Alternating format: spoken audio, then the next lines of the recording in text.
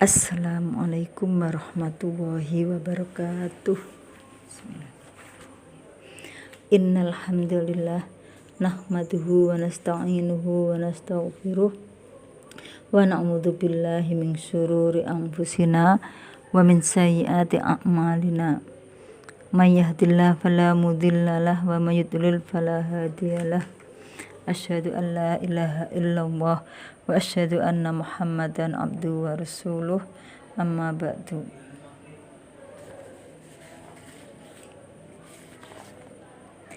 Alhamdulillah, puji syukur hadrat Allah Subhanahu wa ta'ala atas rahmat dan ma'unahnya, sehingga pada hari ini kita bisa melaksanakan ibadah di bulan Ramadan. Ibu-ibu yang terhormat, kajian buku Adabul Mar'ah pada siang ini yaitu pergaulan di masyarakat. Ibu-ibu, Islam adalah agama yang sempurna, agama yang indah dan penuh dengan rahmat. Salah satu bukti kesempurnaannya adalah bahwa Islam mengatur semua hal dalam kehidupan ini, baik kehidupan pribadi, kehidupan keluarga, hingga masyarakat. Karena inilah Imam Al-Ghazali membagi kitabnya Bidayah Al-Hidayah dalam 3 bagian. Bagian pertama yaitu membahas tentang ketaatan. Bagian kedua membahas tentang menjauhi maksiat. Dan bagian ketiga yaitu membahas tentang adab pergaulan dengan Allah dan adab pergaulan dengan orang lain. Nah, ibu-ibu, pembahasan kita pada siang ini adalah tentang adab pergaulan dengan masyarakat. Ibu-ibu, dalam buku Adabul Mar'ah dijelaskan bahwa yang dimaksud dengan masyarakat adalah kesatuan dari segala jumlah keluarga atau rumah tangga, baik besar maupun kecil, mulai dari RT, RW, desa, kecamatan, dan seterusnya. Kemudian, kita sebagai anggota masyarakat dalam pergaulan bersama-sama, setiap muslim dan muslimah punya beberapa kewajiban yang harus diupayakan dan dilaksanakan. Kewajiban yang harus diupayakan dan dilaksanakan yang pertama yaitu harus turut memikirkan dan memerhatikan baik dan buruknya masyarakat. Hal ini sesuai dengan firman Allah, A'udzu billahi minasyaitonir rajim. Innallaha la yughayyiru ma biqaumin hatta yughayyiru ma bi anfusihim. Yang artinya, sesungguhnya Allah tidak mengubah apa yang ada pada sebuah kaum hingga mereka mengubah apapun yang ada pada diri mereka. Surat Al-A'raf Ar-Ra'du ayat 11. Jadi yang mengubah Allah, yang diubah adalah kaum. Kaum dalam bahasa Arab berarti bangsa atau su'ub, yang berarti masyarakat. Boleh juga bermakna umat.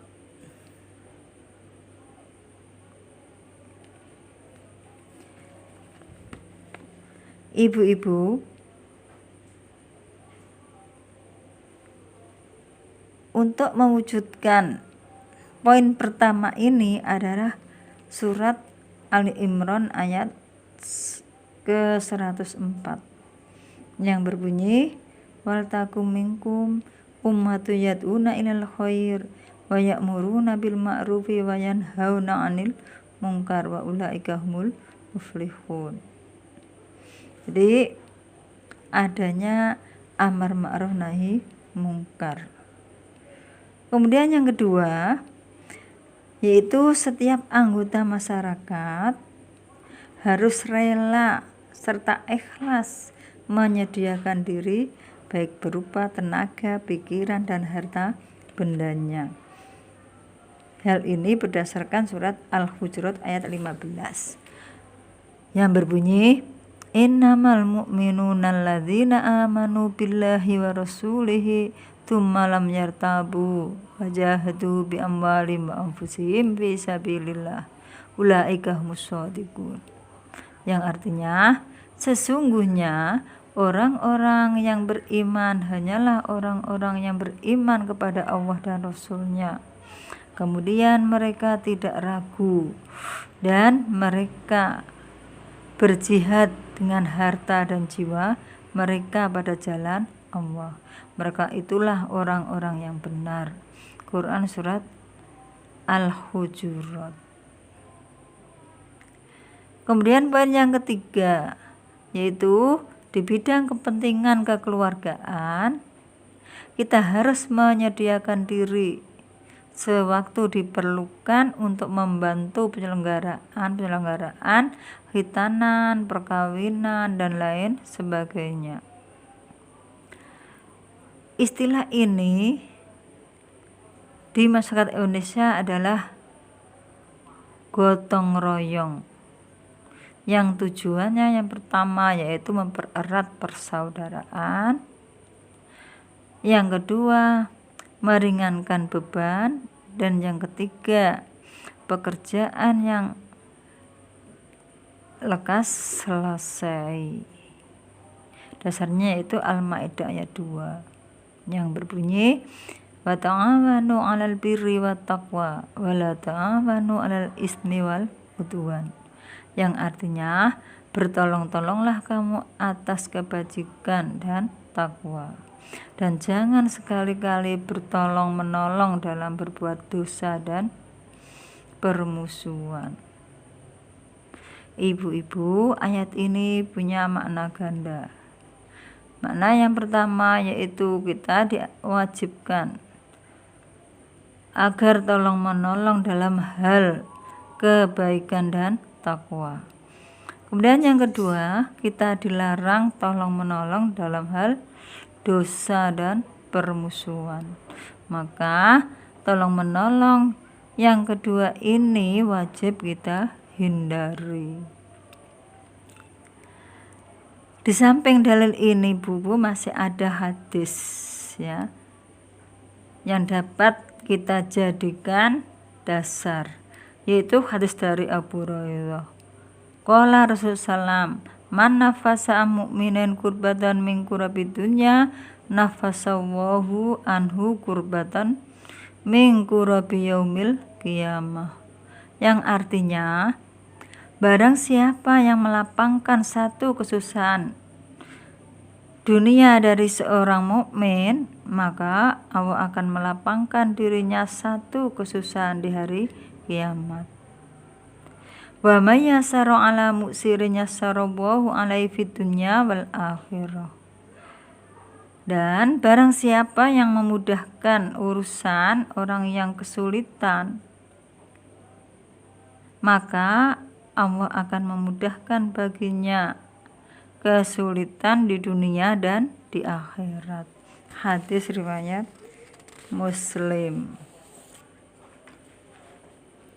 Poin yang ketiga yang wajib diupayakan bagi setiap muslim dan muslimah yaitu di bidang kerohanian. Kita harus ikut berusaha untuk memakmurkan dan meramaikan masjid-masjid, musola, pesantren, dan tempat-tempat pengajian lain. Dasarnya adalah surat Al-Imran ayat 104 dan juga surat An-Nahl ayat 25 yang bunyinya ud'u ila sabili rabbika bil hikmati wal mau'izatil hasanah, yang artinya serulah manusia kepada jalan Tuhanmu dengan hikmat dan dengan pengajaran yang baik. Dan hadis dari Utsman bin Affan radhiyallahu an, beliau berkata, aku pernah mendengar Rasulullah SAW bersabda, man bana masjidan lillahi ta'ala qala Bukair hasibtu annahu qala yabtaghi bihi wajhallah banallahu lahu baitan, yang artinya barang siapa yang membangun masjid karena Allah Ta'ala, yakni karena mengharap ridhonya, maka Allah akan membangunkan baginya rumah, yakni istana di surga.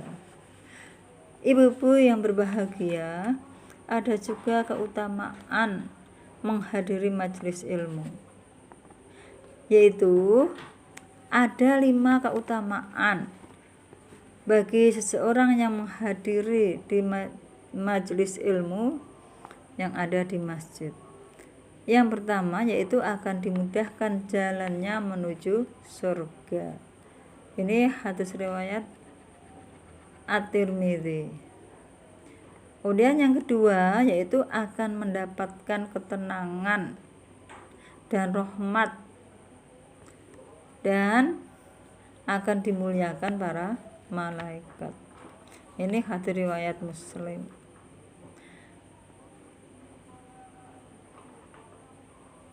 Kemudian yang ketiga yaitu merupakan jihad fi sabilillah. Dan yang keempat dicatat sebagai orang yang sholat sehingga kembali ke rumah. Hadis Al-Hakim. Yang kelima dicatat amalnya di Iliyin. Ini hadis riwayat Abu Dawud. Nomor 1288. Poin kelima yaitu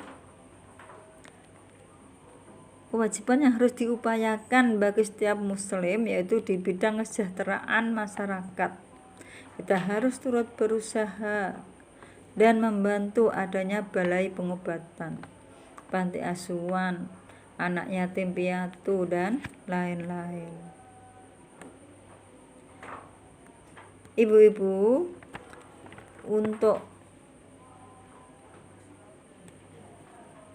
mewujudkan poin kelima ini, maka kita harus merealisasikan ayat-ayat yang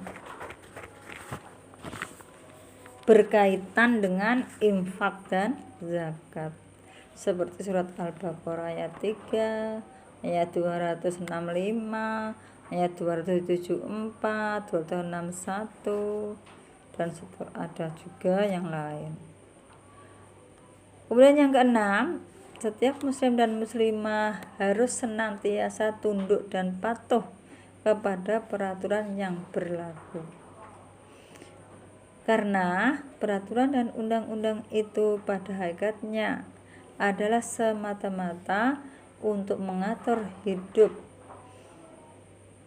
baik kehidupan di masyarakat, bangsa, dan kehidupan negara.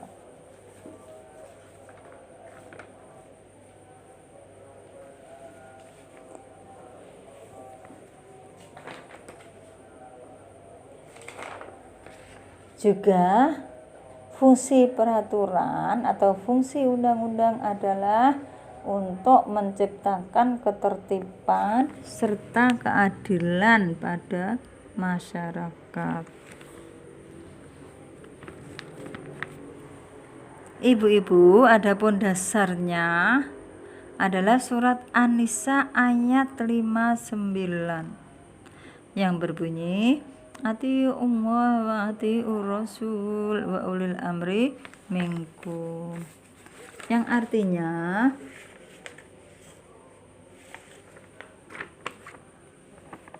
hai orang-orang yang beriman, taatilah Allah dan taatilah Rasulnya dan ulil amri di antara kamu. Dalam ayat ini Allah menjadikan ketaatan kepada pemimpin pada urutan ketiga setelah ketaatan pada Allah dan Rasulnya. Dan juga sabda Nabi yang berbunyi, seorang muslim wajib mendengar dan taat dalam perkara yang dia suka ataupun dia benci, selama tidak diperintahkan untuk bermaksiat. Faida umir maksiatin wala sam'a wala ta'ata. Maka apabila diperintahkan maksiat wala sam'a wala ta'ata, maka tidak wajib mendengarkan dan tidak wajib taat. Kewajiban yang harus diutamakan yang nomor 7 adalah hal-hal lain yang sesuai dengan waktu dan masa yang berguna serta bermanfaat bagi masyarakat. Ini dasarnya adalah wal asri innal insana lafi khusrin illal ladzina amanu wa amilus solihati wa tawassaw bil haqqi wa tawassaw bis sabr. Maksudnya seorang muslim dan muslimah wajib menggunakan waktunya yang bermanfaat untuk masyarakat. Ibu-ibu, inilah poin-poin yang wajib kita upayakan dan kita laksanakan dalam pergaulan di masyarakat.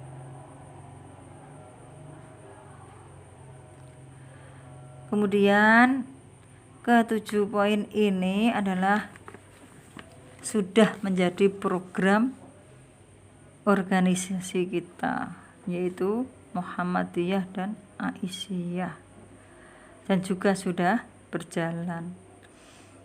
Kita tinggal mengembangkan. Adapun yang perlu kita ingat bahwa inti yang merupakan dasar pokok kewajiban dalam menempuh pergaulan masyarakat adalah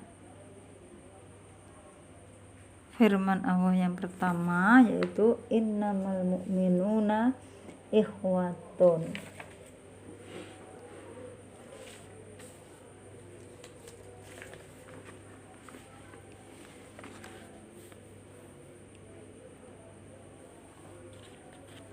Yang artinya sesungguhnya orang-orang mukmin itu adalah saudara yang satu dengan yang lainnya.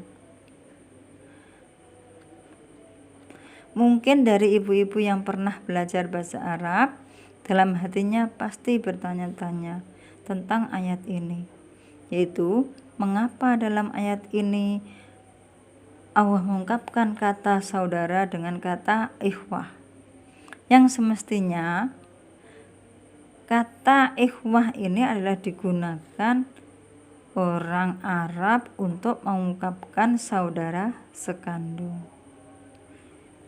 Dan jika ingin mengungkapkan saudara umum, maka mereka menggunakan ikhwanun. Hal ini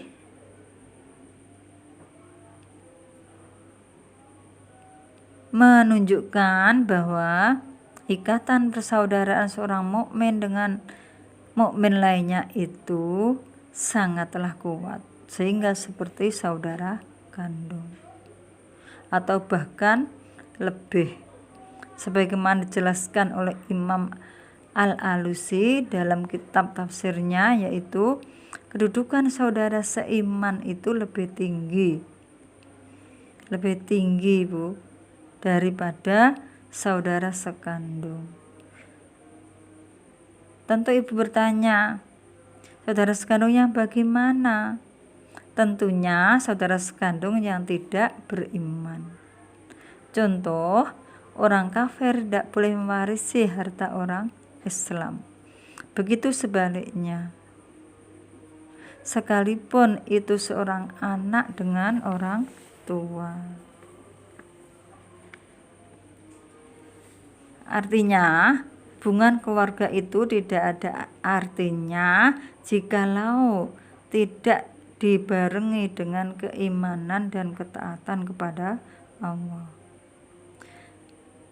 Namun hal ini, ibu-ibu, tidak bisa digunakan sebagai dasar atau sebagai dalil tidak boleh berbuat baik kepada non-muslim.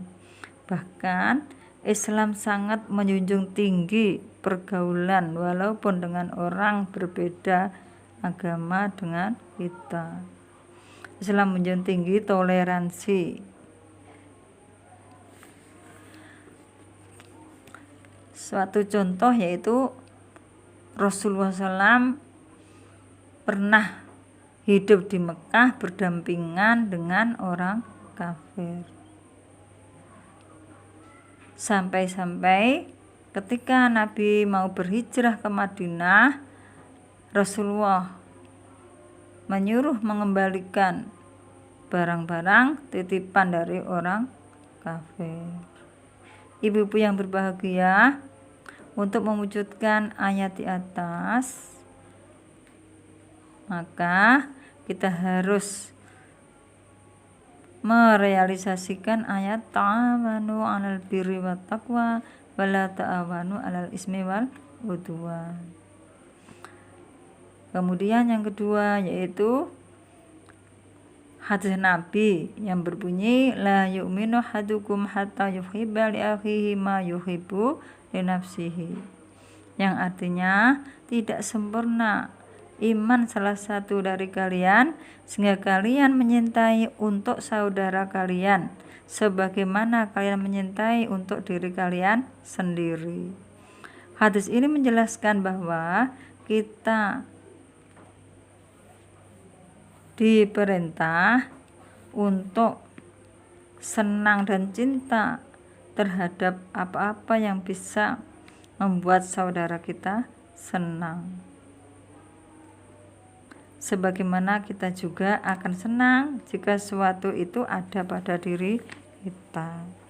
Suatu contoh, umpama kita suka seseorang baik dengan kita, maka kita harus bersikap baik kepada orang lain. Nah, sampai di sini ibu-ibu pertemuan kita dalam kajian Adabul Mar'ah pada hari ini. Kurang lebihnya saya mohon maaf yang sebesar-besarnya. Akhirul kalam, assalamualaikum warahmatullahi wabarakatuh.